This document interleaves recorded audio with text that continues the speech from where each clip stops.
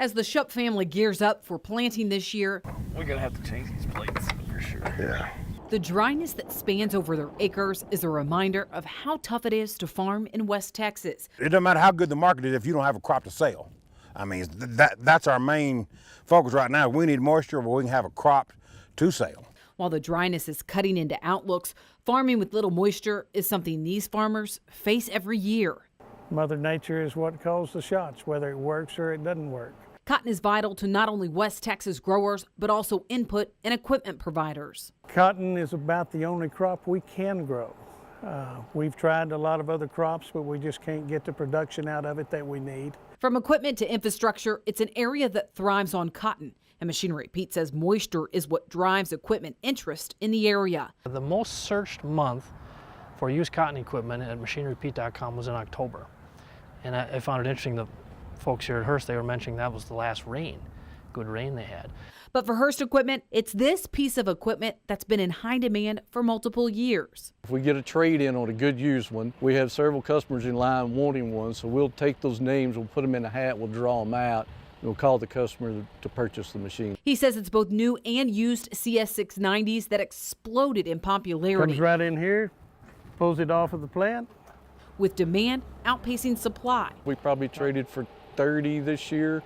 They never made it to the lot before they got sold. And it's a machine that the Shupps couldn't wait to get their hands on. We got our first one in 14. It's been a game changer for us. We got in the raffle, you know, or to be able to buy this machine, and we hit it, and I didn't know whether to be happy or terrified.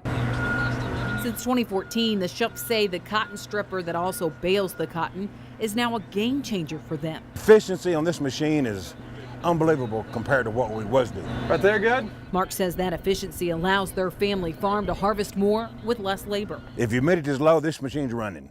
When during harvest, it doesn't stop round the clock. I've seen the boys run 48 hours. Mark says labor has become scarce in this area, and harvesting cotton before required labor they simply couldn't find. It's been a game changer as far as the labor that we don't have to hire now. When we're running the other machines with the bow buggies and the module builders and stuff, my sons pretty much operate this machine themselves. It's added efficiency through technology that's also an attractive feature for farmers. I really think and have always thought that these area farmers that we have right here are the most progressive farmers that there are. They are always looking at the change in technology, different varieties.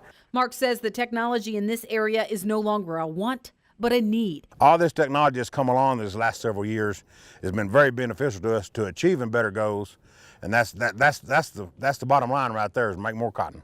And as Mark's dad reflects on years past, he says it's that technology that's come a long way. Well, I started out throwing it back in a trailer behind it, 2 rows, you know. But now we're harvesting more in an hour than they could do, you know, in a day. Yeah. From technology in the combines to the added features on the planters, it's drawing strong demand today. Planters are very strong. We went through a glut in 14 to 15 where we had way too many planters, huge glut. Finally got those cleaned out. Hurst says inventory is healthier all across the board. 17 was a great year for Hurst. It was one of our best years we've ever had. Machinery Pete says it's that inventory story that's playing out across the country. The trends we see here in Texas kind of mirror the whole country, actually, where folks are looking for that maybe 3 to 5 year old really nice tractor. Maybe still got a little warranty, low hours, one owner. Again, it doesn't matter if that's in Texas or Minnesota, Kansas. That's what people want, and that's where we're seeing the strong dollars. And he says as more farmers can't hold out any longer to upgrade, it's adding to the flip and used equipment. And there's really strong demand for the really good quality stuff, kind of whatever it is, wherever it is. For Hurst, it's quality equipment that doesn't sit on these lots very long. Coming into this year, we were projecting probably a 20% turn down for 2018.